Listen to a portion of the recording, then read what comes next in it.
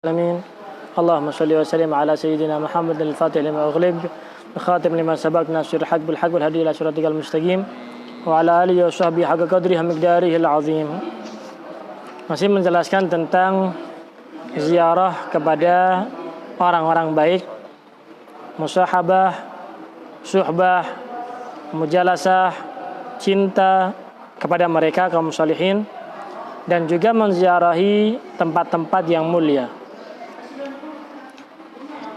Dalam pertemuan-pertemuan yang lalu sudah kita bahas hadis-hadis mengenai daripada keutamaan orang yang duduk bersama kaum salihin. Sehingga diriwayatkan dari Sayyidina Anas bahwa ada seorang A'rabi datang bertemu dengan Rasulullah SAW ketika Rasulullah SAW dalam keadaan khutbah. Kemudian A'rabi itu bertanya di tengah-tengah khutbahnya Rasulullah, "Mata sa'ah?" Kapan terjadinya hari kiamat yang engkau sebutkan tadi ya Rasulullah? Yang kau ceritakan, yang kau jelaskan kepada kami mengenai daripada keadaan hari kiamat tersebut. Maka Rasulullah SAW balik tanya kepada orang ini, "Ma'adatalaha?" Apa yang kau siapkan untuk mendatangi hari kiamat tersebut? Qala hubbullahi wa rasulihi, kecintaan kepada Allah dan cinta kepada Rasulullah SAW. Ini menjadi modal utama di dalam menghadapi ya bahaya yang sangat besar, yang sangat agung yang ada di hari kiamat tersebut. Maka Rasulullah SAW mengatakan, "Anta ma man hababta," engkau bersama orang yang engkau cintai. Engkau bersama orang yang engkau cintai. Diriwayatkan dari Sayyidina Abdullah bin Umar radhiyallahu anhuma qala, "Kana an-nabiy sallallahu alaihi wasallam yazuru Quba'a rakiban wa mashiyan fayusalli fihi rak'atain muttafaqun alaih." Wa fi riwayatin kana Nabi sallallahu alaihi wasallam yati Masjid Quba kulla sabatin raqiban wa mashiyan wa kana Ibnu Umar yaf'aluhu. Dikatakan bahwasanya dari Sayyidina Abdullah bin Umar bahwasanya Rasulullah SAW beliau bersabda bahwasanya Rasulullah SAW itu pernah ziarah ke Quba, bahkan sering ke Quba. Jadi Sayyidina Abdullah bin Umar itu yang bercerita tentang keadaannya Rasulullah. Ya, hadis ini tetap dikatakan hadis marfu' karena masih disandarkan pekerjaannya kepada Rasulullah. Ya, wa ma'udhifa lin nabi al marfu'u wa ma li tabi'in wal maqtu'u wa kullu ma adhaftahu lil ashabi min qaulin fil fahuwa mauqufun zukin. Hadis ini bukan hadis mauquf, tapi hadisnya adalah hadis marfu'. Meskipun yang berbicara Sayyidina Abdullah bin Umar, namun ketika Sayyidina Abdullah bin Umar berbicara itu menjelaskan tentang keadaannya Rasulullah, sifatnya Rasulullah, sehingga masih dikatakan marfu'. Ya, apa yang beliau ceritakan? Karena Nabi sallallahu alaihi wasallam, adanya Rasulullah sallallahu alaihi wasallam itu yazuru Quba, berziarah ke Quba. Masjid Quba adalah yang disebutkan oleh Allah Subhanahu wa taala dalam Al-Qur'an, la masjidun ussisa 'ala taqwa.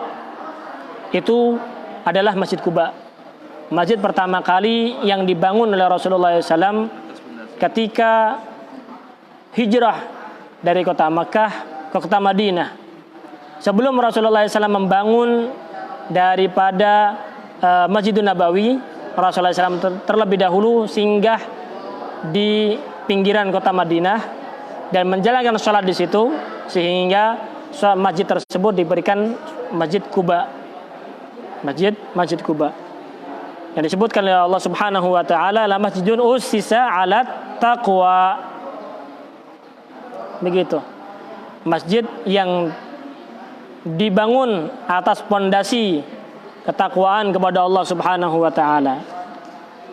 Sehingga Rasulullah SAW berziarah ke Quba,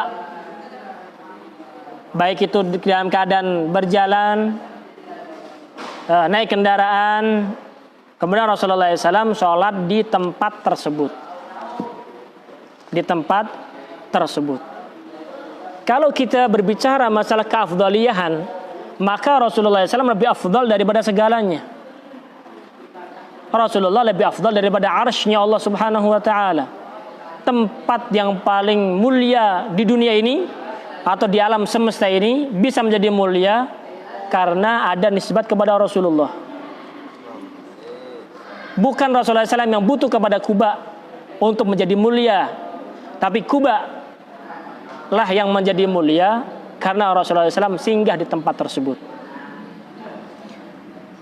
Dan Rasulullah SAW mengajarkan kepada kita untuk tetap berziarah ke tempat-tempat yang mulia, tempat-tempat yang mulia. Ya, Masjid Quba dibangun ya oleh kaum muslimin dan dibangun oleh Rasulullah SAW dengan pondasi ketakwaan dan disebutkan Allah Subhanahu wa taala dengan keutamaan masjid tersebut, sehingga Rasulullah SAW datang ke Quba dan menjalankan sholat 2 rakaat fasalli fihi rakaatain. Dalam riwayat bahwasanya Rasulullah SAW datang ke Masjid Quba setiap hari Sabtu. Sunnah di hari Sabtu Rasulullah SAW itu mendatangi Masjid Quba, kemudian baik itu dalam keadaan berjalan kaki atau dalam keadaan naik kendaraan, ya, sehingga Sayyidina Abdullah bin Umar menjalankan hal itu. Setiap hari Sabtu itu berziarah ke Quba. Setiap hari Sabtu ke Quba, kemudian menjalankan sholat 2 rakaat, kemudian balik lagi doa kepada Allah, kemudian balik. Masjid Quba setelah mengalami daripada perluasan masjid, sehingga masjid itu lebar, luas, tidak sama seperti masjid yang pertama kali dibangun oleh Rasulullah, sehingga mihrabnya semakin maju. Itu dalam sejarah atau dalam kenyataannya bahwasanya Rasulullah SAW itu ya ketika sholat itu dengan masjid yang ada sekarang, dengan ada yang masjid sekarang itu, yang bangunan sekarang itu dengan masjid yang dulu beda. Kalau pengen tahu di mana Rasulullah SAW itu sholat, ya itu kita melihat ke atas dulu. Melihat ke atas ada apa namanya? Bukan apa namanya itu? Mihrabnya. Apa namanya itu? Ya. Jadi apa menara, bukan menara tapi mihrab, apa namanya itu? Ya, di situ. Itu kalau kita lihat ke atas, pas di bawahnya itu Rasulullah SAW sholat di situ. Jadi bukan di mihrab imaman, bukan tempat imam sholat, bukan. Yang sekarang itu, yang sekarang adanya sekarang Rasulullah SAW sholat dulu bukan di tempat yang mihrab sekarang, tapi agak munduran.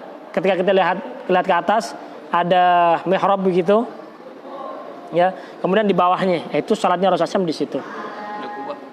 Ada kubah, ada kubahnya itu, kubah. Ya, ada yang cerita kepada saya dulu, itu dikasih warna hijau apa gitu. Ya, kemudian dihitemin, warna berubah lagi hijau lagi, begitu. Jadi memang itu benar-benar menunjukkan di bawah itu tuh Rasulullah SAW sholat di situ sebelum perluasan. Nah, sekarang kan perluasan sehingga mihrabnya lebih jauhan dikit ke depan, begitu. Ada Masjid Quba. Di depan Masjid Quba, jadi ini Masjid Quba nih. Ini masalah ini Masjid Quba. Ya, Masjid Quba. Ini mihrab. Ya, kemudian kita keluar kalau dari pintu sini, pintunya banyak kan. Pintu kita lewat apa namanya kanannya ini ada taman sini. Taman sebelum jalan raya. Ada taman situ. Ya, kita diajak waktu ke sana tuh sama teman-temannya, ditunjukin bahwasanya ini namanya Sahatut Ta'arif. Dekat Quba itu ada namanya Sahatut Ta'arif. Di taman, sekarang jadi taman. Sahatut Ta'arif. Sahatut Ta'arif ketika Rasulullah SAW di tahun ke-9 Hijriah, Rasulullah SAW tidak haji. Rasulullah SAW mengirimkan Sayyidina Abu Bakar Siddiq untuk mengajarkan haji kepada kaum muslimin dan mengirim Sayyidina Ali pada waktu itu. Rasulullah SAW dengan para sahabat itu duduk di sahah, di pelataran Masjid Quba itu namanya, sehingga disebut dengan Sahatut Ta'arif karena Rasulullah SAW duduk di situ dengan para sahabat, ya, bahkan melihat secara langsung kaum muslimin wukuf di Arafah. Diperlihatkan oleh Allah Subhanahu wa taala. Namanya Sahatut Ta'rif. Begitu. Dekat Masjid Quba situ. Kemudian di situ setelah dari Masjid Quba itu ya kita ke jalan raya. Samping jalan raya itu ada apa namanya? Kebun. Kebun Rasulullah SAW duduk di situ apa namanya? Yang minum air di situ ada apa namanya itu? Kebun kurma ya, ada sumurnya yang diludahi Rasulullah SAW. Kemudian ke sana dikit ada namanya Musabbih. Masjid Musabbih atau Musabbah begitu. Ya, kenapa masjid itu dikatakan itu? Karena Rasulullah SAW sebelum datang ke Kuba itu ya, mampir di situ dari kota Madinah, dari kota Mekah kan menuju sini. Kita ada masjid Musabbih, salat subuh di situ. Ya, enggak lama kemudian langsung Rasulullah jalan di situ. Ya, kemudian sampai kepada Masjid Kuba. Jadi lumayan. Ala kulli hal athar banyak daripada bekas peninggalan yang bersejarah di masa Rasulullah SAW di Masjid Kuba. Dan Rasulullah SAW ziarah ke Kuba. Termasuk daripada keistimewaan. Cukup keistimewaan daripada Masjid Kuba adalah Rasulullah SAW menziarahinya. Itu. Keutamaan daripada Masjid Kuba adalah Rasulullah SAW menziarahi. Itu sudah menjadi suatu dalil dan cukup bagi orang yang ingin mendapatkan kemuliaan dari Allah Subhanahu wa taala, pahala dari Allah Subhanahu wa taala, ya berziarah di Masjid Kuba karena ittiba' Nabi sallallahu alaihi wasallam. Rasulullah SAW berziarahnya. Ya ini tempat-tempat yang mulia, perlu diziarahi. Perlu diziarahi. Tapi kalau ke ziarah ke kota Madinah, maka jangan berziarah hanya ke masjidnya. Maka yang diziarahi ke kota Madinah adalah Rasulullah SAW, pusara Rasulullah SAW, makamnya Rasulullah atau jasadnya Rasulullah. Begitu. Di mana Rasulullah SAW semayamkan, dimakamkan. Karena para nabi hidup di dalam kuburnya. Para nabi itu tidak bisa, jasadnya mereka tidak bisa dimakan oleh tanah. Nggak bisa, sehingga masih utuh. Dan mereka di dalam kuburnya ya ahya, dalam keadaan masih hidup. Begitu. Sehingga ketika berziarah ke kota Madinah bukan hanya ziarah ke masjidnya, tapi berziarah ke makam Rasulullah SAW, berziarah kepada Rasulullah SAW. Karena apa? Masjid itu sendiri tidak bisa menjadi mulia kecuali kalau Rasulullah SAW di situ. Kalau seandainya Rasulullah SAW tidak salat di situ, tidak tinggal di situ, tidak ibadah di situ, ya maka sama seperti masjid-masjid biasa. Tapi ketika di situ ada Rasulullah SAW, maka tempat tersebut menjadi tempat yang mulia. Jadi syaraful makan bil makin, keutamaan tempat ya dengan siapa yang berada di tempat tersebut. Sehingga ketika Majnun Laila ya, ketika dia mengatakan amuru ala diyar Laila, saya melewati ya rumahnya Laila. Uqabbilu dzal jidara wa dzal jidara, saya mencium dinding demi dinding, tembok demi tembok, saya ciumin rumah tersebut. Ya.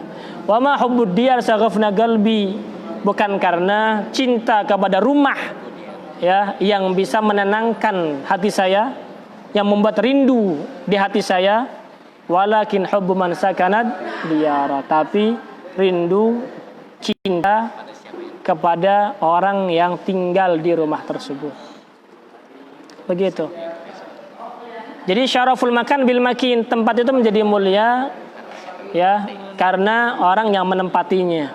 Tempat masjid itu, Masjid Nabawi, nisbat kepada Nabawi, Nabi. Masjidnya Rasulullah SAW menjadi mulia karena dinisbatkan kepada Rasulullah SAW. Umatnya Rasulullah menjadi mulia daripada umat-umat yang lain karena ada nisbah kepada Rasulullah SAW. Begitu.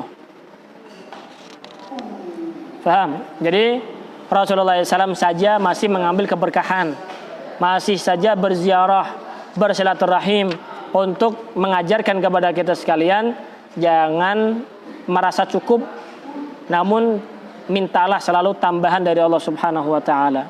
Gitu. Paham? Termasuk daripada tempat-tempat yang mulia adalah tempat-tempat disemayamkannya para nabi, para sahabat, para tabi'in, dan para wali.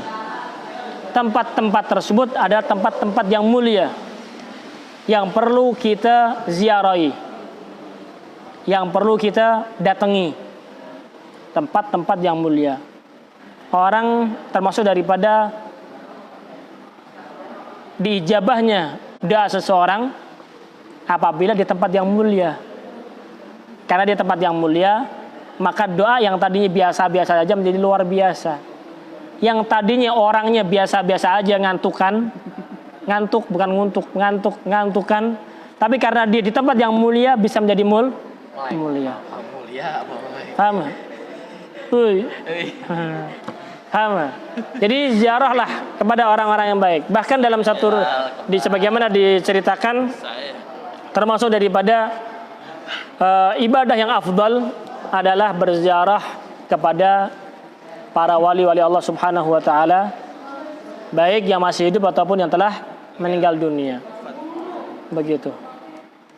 Ziarahi makamnya. Kenapa makam itu menjadi mulia? Karena sebab orang yang dikubur di dalamnya. Kan dia dimati. Ya, keyakinan kita orang muslim, keyakinan kita orang beriman, orang yang meninggal dunia itu bukan mati, bukan habis begitu saja, tapi berpindah alam, dari alam dunia ke alam barzakh, dari alam yang hina menuju alam yang sempurna. Begitu. Sehingga ketika mereka di alam barzakh lebih sempurna daripada alam dunia. Begitu. Kalau alam dunia, ketika mereka di alam dunia masih tersangkut pada jasad. Tapi ketika telah meninggal dunia tanpa jasad, tapi ada ruhnya. Ruh inilah kehidupan yang hakiki. Kehidupan yang hakiki, sehingga lebih sempurna kehidupannya. Ketika orang berziarah kepada mereka, kaum salihin di dalam kuburannya, mereka hidup, mereka tahu, mereka ngerti, ya, sehingga mereka bisa ya dijadikan wasilah untuk kita meminta kepada Allah Subhanahu wa taala. Wasilah. Begitu. Bolehkah kita meminta kepada kuburan? Ya enggak boleh. Lu bodoh. Meminta kepada kuburan tidak boleh. Haram hukumnya. Minta pada kuburan. Tapi mintalah orang yang dikubur di dalamnya. Itu baru boleh. Paham? Perbedaannya. Meminta kepada kuburan nggak boleh. Lo minta pada batu, nggak boleh. Minta kepada batu nisan, ya nggak boleh. Minta kepada batu nisan, tapi mintalah kepada orang yang dikubur di dalamnya. Mintalah kepada orang yang dikubur di dalamnya. Boleh nggak? Boleh. Ya. Kan dia meninggal dunia, meninggal itu, mati itu, habis itu bukan keyakinan kita. Keyakinan kita orang muslim masih hidup di dalam kuburnya.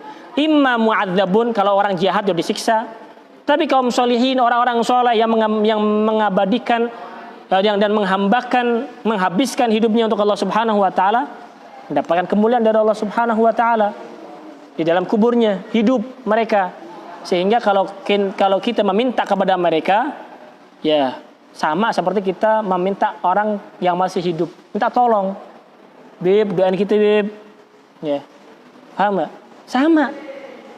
Idza dhaqa 'alaikal umur, fa 'alaika bahlil kubur. Kalau ente terhimpit suatu permasalahan, susah, ya, nggak bisa menangani, datang ke kuburan, minta kepada orang yang dikubur tersebut.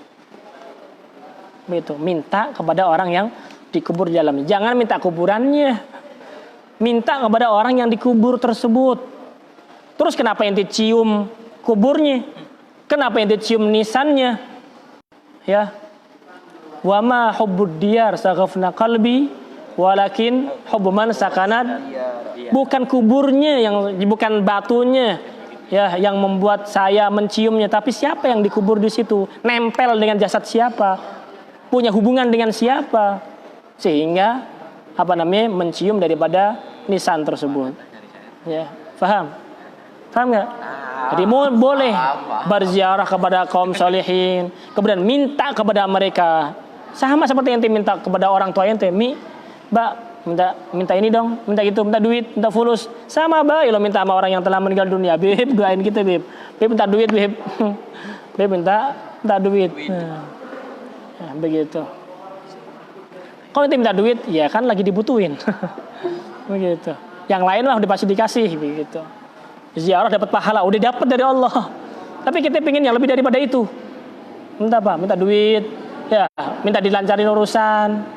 Dia punya urusan, dia orang yang dikubur yang dari wali tersebut punya hubungan yang erat dengan Allah Subhanahu wa taala sebagai wasilah perantara. Ya ayyuhalladzina amanu taqullaha wabtaghu ilaihil wasilah. Minta wasilah untuk ketakwaan dan nyambung kepada Allah Subhanahu wa taala.